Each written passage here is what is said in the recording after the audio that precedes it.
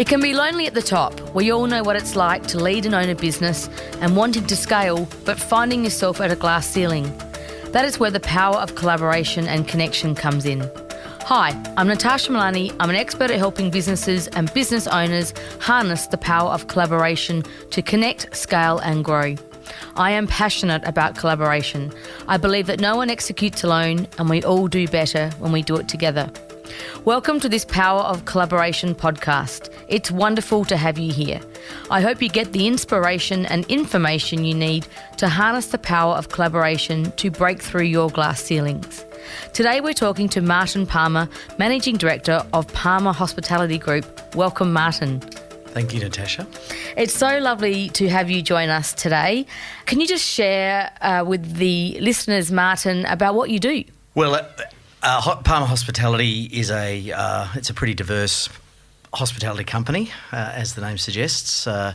It owns and operates a series of hospitality venues. It manages and administers hospitality venues on behalf of third parties, and it also invests in other hospitality type businesses that it doesn't majority own or administer. Based in South Australia, how many venues are we talking about here? Well, if you throw all of that in, without actually counting them all, exactly, it's somewhere between, let's say it's 18. 18.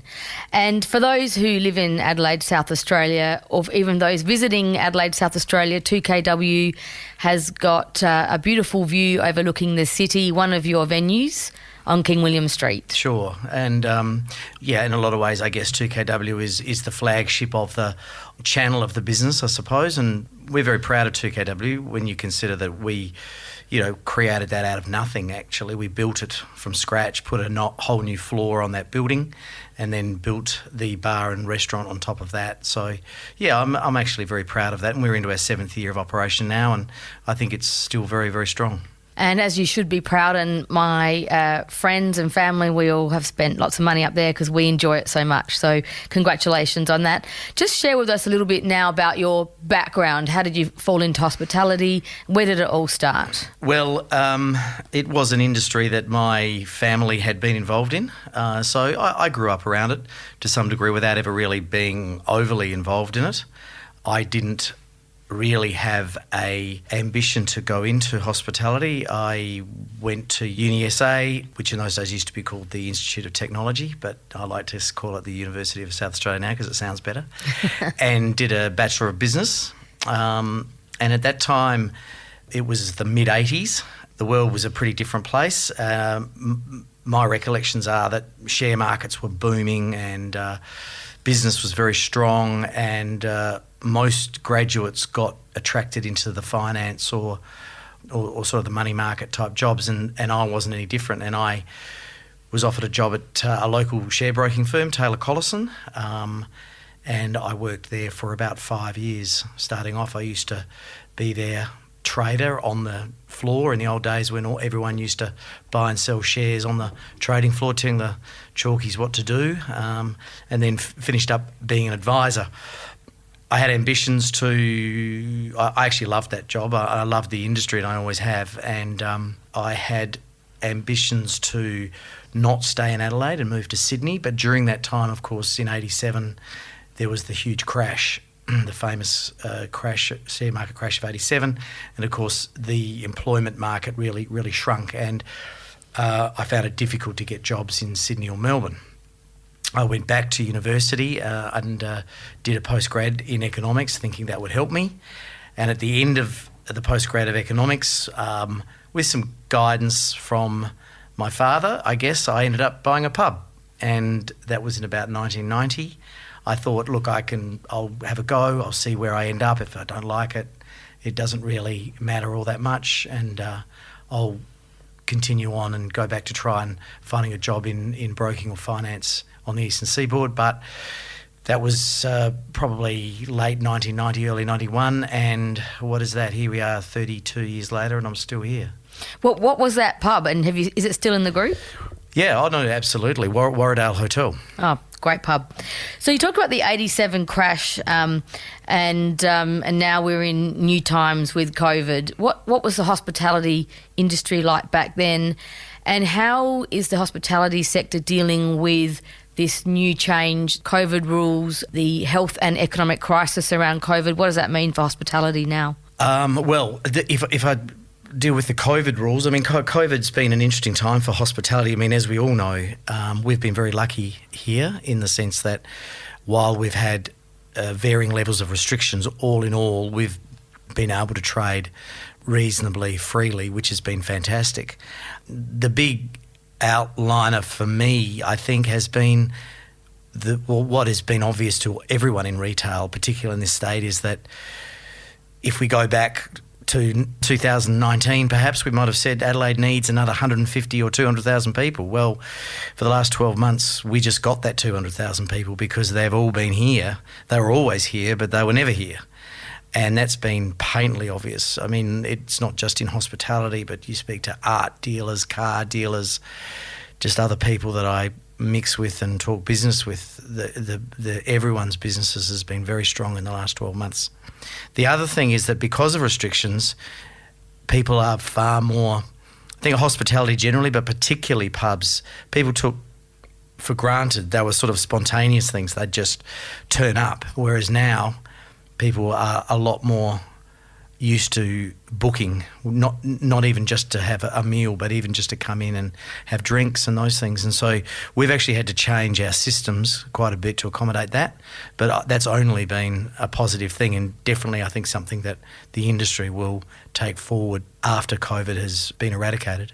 I would say that you have, and I say this in a positive way, disrupted the hospitality sector by innovating in your sector with your venues and the product quality, the way that you deal with your customers. You've talked about some innovation that in terms of systems and processes you've put in. Can you just share some case study learning about some improvements and innovation you've made in the sector?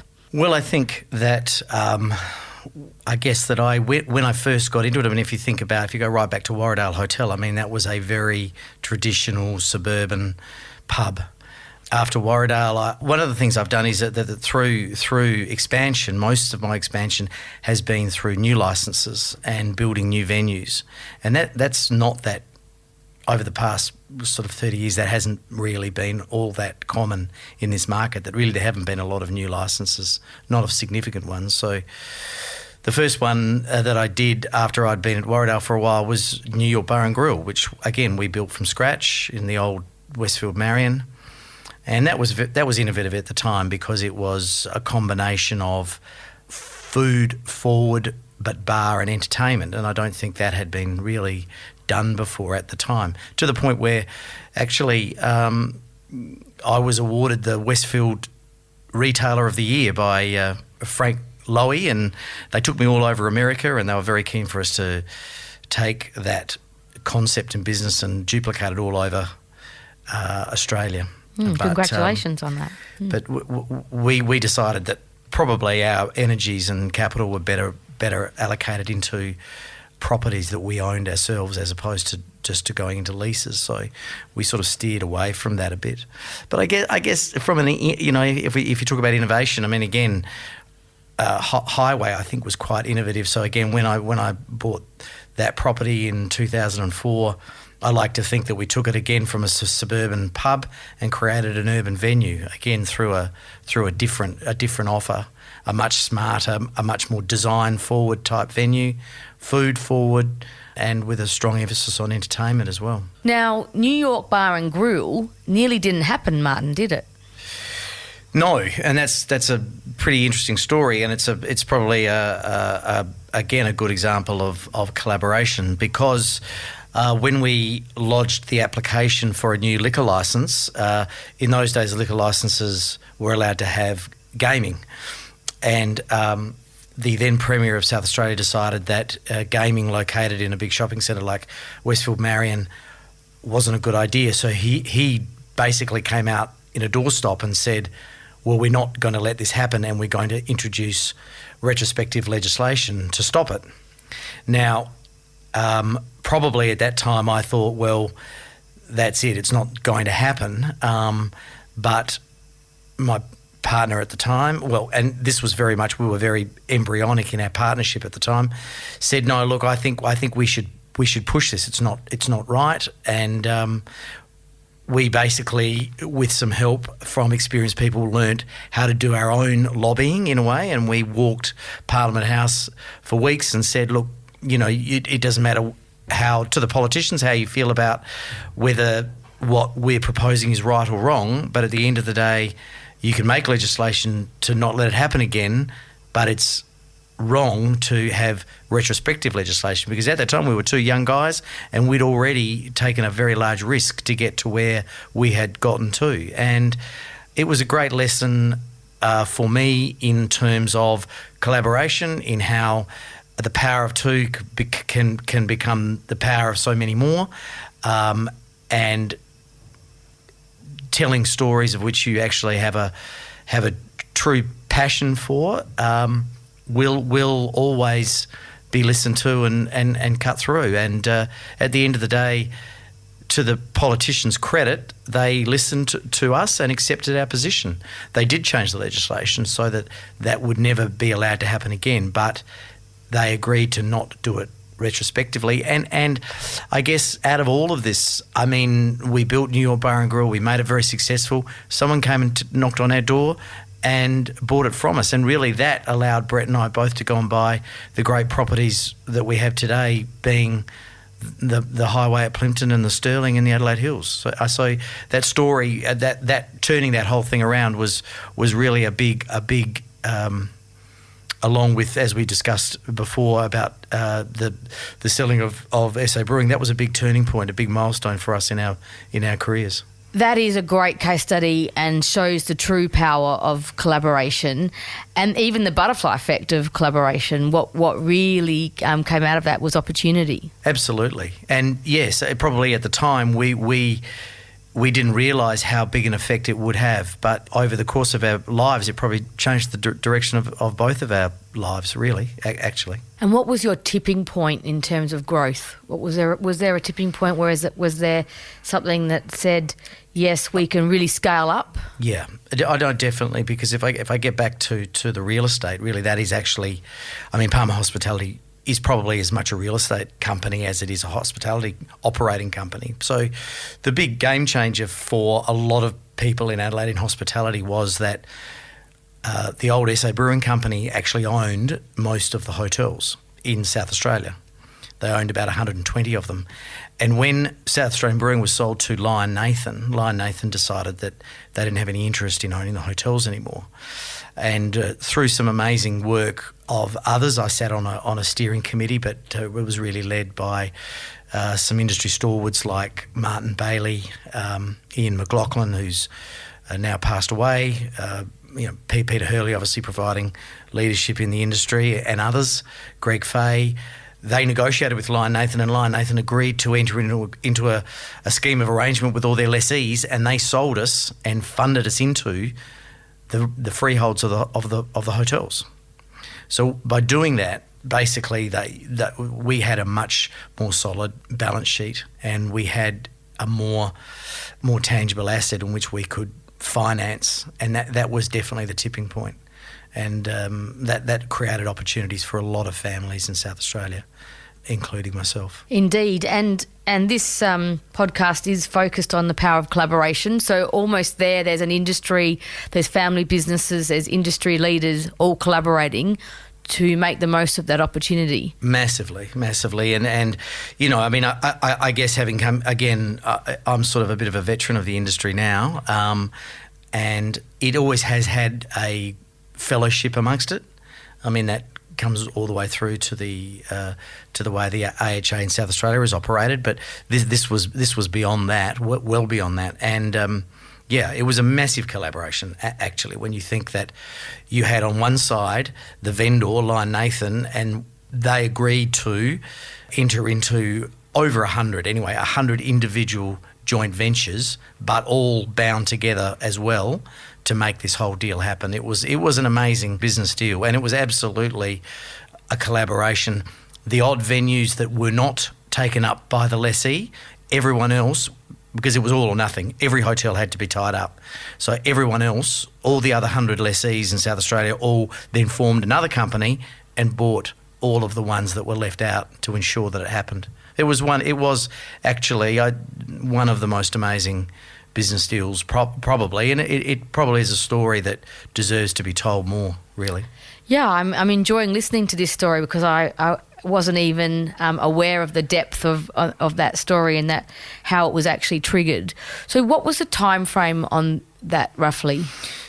Yes, I could tell you that. That happened, it started in 1994, so they sold us half of the freeholds and partnered with us in the other half for, I think, 5 years. And at the end of the 5 years, all the hotels were valued again and we were obligated to then purchase the other half of the freehold. So it sort of probably went from about 1995 to the year 2000. I think by the year 2000, Lion Nathan then had probably exited all of the freeholds, and then that changed the industry forever in a whole range of ways. Because also remembering that all of those hotels were in the old traditional way tied pubs before, so basically they could only ever sell SAB or what was then Lion Nathan product. So after that, then that really opened up the market. It was a big boon for other people, probably like Coopers too, who then were in a much better position to take advantage of the hotels,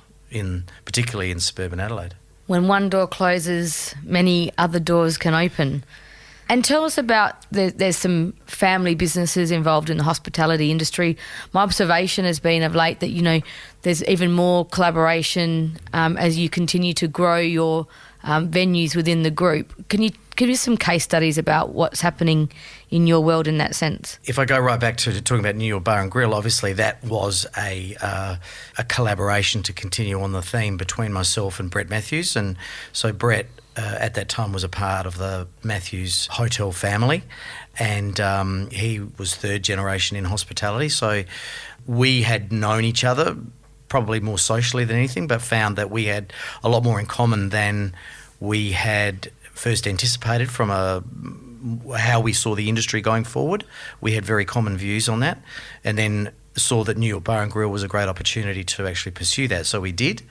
So that probably started in about 1997, and to this day now, I mean, we are in partnership in one form or another in the Highway, in the Sterling Hotel, the Crafers Hotel, and there's some other Hills venues there as well, and we're just starting a new venture, building a new bar and restaurant on the Parade, and which will be called RK, and I can get that in, and he's involved with me in that as well. So it's been, we've been doing it together now for nearly 25 years, and it's been very successful. Oh, and obviously I've also in the recent acquisitions of the Lion and the Cremorne, which are obviously for us significant. Lots of great pubs in that group, and I'm happy to always give them all a go. You mentioned that you had shared some common views with Brett Matthews. Common views and common values are critical when it comes to partnerships and collaboration. Can you just share with us what you think some of the more critical elements are when it comes to those common views and collaboration and partnerships and doing business together? Well, I think it started off probably with just our view of the industry, where it was at that time and where we saw it going, and the opportunity to probably introduce a whole lot of new people who had stopped going to hotels or weren't going to hotels anymore, or pubs if we call them that, because they were old smoky places for middle-aged men having a bet on the horses, and that was who were drinking butchers and schooners, and that was about it. So again, I guess we had a common view that food needed to have a much greater focus. Design of the venues needed to have a much greater focus. They needed to be more youthful. And then I think also importantly, we probably shared some views on the importance of process, of back office procedures, controls, stock controls, better HR, IR management, all those kinds of things, which when I first got into the industry, to be honest, most hospitality operators were fairly it was probably different for Brett and I because we were both university educated, and at that time that was probably unusual in hospitality. So you brought that commercial business lens. Yeah. What do you see potentially as some of the challenges when it comes to collaboration? Well, I think again, I think that having shared views and philosophies is very important, as we've discussed. I think in my business relationships with Brett, it's always been we've both known exactly what our roles were in that collaboration, and I think that has been very beneficial to our relationship. I mean, collaborations, partnerships, you see them break up all the time. I think there is also a lot to be said for what we always used to call, and when we first got into business together, we took it very seriously. Now we kind of laugh about it, but we call it planning for the divorce, so that if there is a problem, that a mechanism by which it can be resolved so that the business doesn't suffer, so it doesn't just end up being a locked position. There's always a mechanism by which decisions can be made, whether it just be about a decision for the business, or one party wants to sell out or his share, or he wants to think that we should sell the whole business, or there's always a mechanism. So there's always an agreement, a joint venture agreement, I guess we call it. And to be honest, I don't think in 25 years we've ever had to refer to one of them, but they are there, and I think that also helps get everyone to the point where they understand where their roles are and what their authority, how far their authority extends. And I think, and it's not always the same. The role that he might play at one venue is not the role that he plays in another, and that applies for me too. But the answer is that we know in each individual collaboration what our role is, and we play the role. I think there's some great insights there, and I see a lot of businesses struggle with exit strategies and partnerships. And I also really pick up on the fact that in this industry, I like to use the word co-opetition, but there is a strong allegiance within the hospitality industry, and you mentioned the AHA before. How important is that for that industry collaboration and learning and sharing? Well, I think that it was very, very strong. What was the word used? Co-opetition. Co-opetition, yes. There was definitely an element of collegiate understanding amongst most of these significant operators when I first got into the business. That's a bit old-fashioned, I think, now. Not in its thinking necessarily. It's always got a place, but unfortunately, the industry itself, even in South Australia, has changed so dramatically. It's become so much more corporate that a lot of that has gone. Not completely. Again, the association plays a quite an important role, but when you've got major national retailers that are ASX top 20 companies like Coles and Woolworths being major shareholders or stakeholders, at least, in the industry in the state, a lot of it changes the landscape, and it's not how it used to be, that's for sure. Just before we finish up, and really enjoyed this conversation, and I love the industry and the role that it plays in South Australia. It's a very important industry. It's a backbone industry as an employer, and also for social and community benefits. Just want to think about some practical tips you'd like to leave the audience with, a learning that's worked well for you, or even something that hasn't gone well that you've learnt from. Anything you'd like to leave our audience with as a summary? I think that on a number of levels, I'm probably going to mix this up now, but the old saying, fail to plan or plan to fail. I mean, if you fail to plan, then you definitely will fail. So whether it be just your business plan or the contractual obligations that you have to enter into. I mean, most people in hospitality, and particularly now that licensing is so much more freer, there's a lot more smaller type businesses like small bars or restaurants. The leases that they enter into, I mean, you need to understand those things from bottom to top and top to bottom. Otherwise, you will get caught out, and it will definitely bring you down. So I think you've got to do the planning. You've got to do the planning. Instincts are good, and a lot of people enter into the hospitality industry on instinct. They think here's an opportunity, and often that's right. But if you don't actually do the detail around the instinct, you will fail. And also, you've scaled, and I guess that scaling of a business gives you opportunity in terms of economies of scale. Am I correct in saying that scalability has advantages to it? Oh, definitely. I mean, again, when I first got into hospitality, every little hospitality venue was its own little village in every sense. Now all of the venues that Palmer Hospitality run have a head office. So our whole accounting, administrative, HR function, marketing function is all centrally located. Philosophically, we do think that each business is very much an individual, that it has its own kind of heartbeat, if you like. So you need to recognise that. It's not a matter of homogenising the offers and those things, but in terms of procedure, systems, definitely, and that makes for a more professional organisation. It also means that it provides the employees with far more support, and it also provides the opportunity for much more professional careers in hospitality now than there ever used to be, which is fantastic too. And one final question, how do you transfer culture? And you talked about the nuances of culture in different venues, but how do you transfer culture throughout your organisation? And in particular, given that you have got different venues with different identities, how do you get that shared culture throughout your business? I guess traditionally, it probably started off, I tried to lead from the front. I guess that I believed ultimately that these businesses were a reflection of me to some degree, and so I took that very personally and instilled the values and the way I wanted to see the offers made particularly to the senior people, and I think that had great success, and we've kind of been able to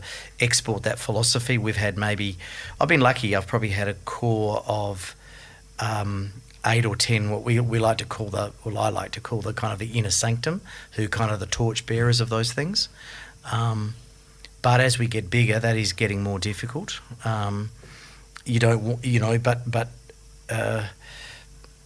Systems and culture can sometimes cannibalise each other. And so you need to ensure that as you get bigger, you have strong systems, but they don't overtake the culture. And so we are definitely having some growing pains in that regard, and I'm very acutely aware of that, and probably, to be honest, grappling with how I deal with that at the moment. Not that I think I think Palmer Hospitality itself, as an employer, and without ever having really promoted, I think it has an element of strength in brand, which is a reflection, I think, of culture, and I'm very aware of that, and am working very hard to ensure that we can maintain that going forward. I want to congratulate you on building a very successful business and group of hospitality venues.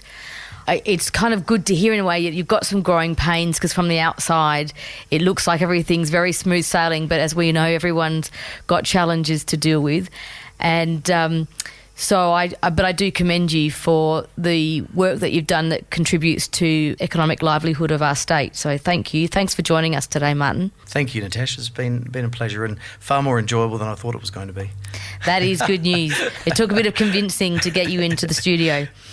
At SA Leaders, we are all about collaboration and community. If you're curious to know more about how we help businesses and leaders just like you scale and grow beyond their glass ceilings, then visit our website at www.saleaders.com.au. And please don't forget to subscribe, share this podcast with your network, and write a review if you really enjoyed it. This has been an Audiosity production. I'm Natasha Milani, and I look forward to chatting with you next time. Happy connecting, and see you soon.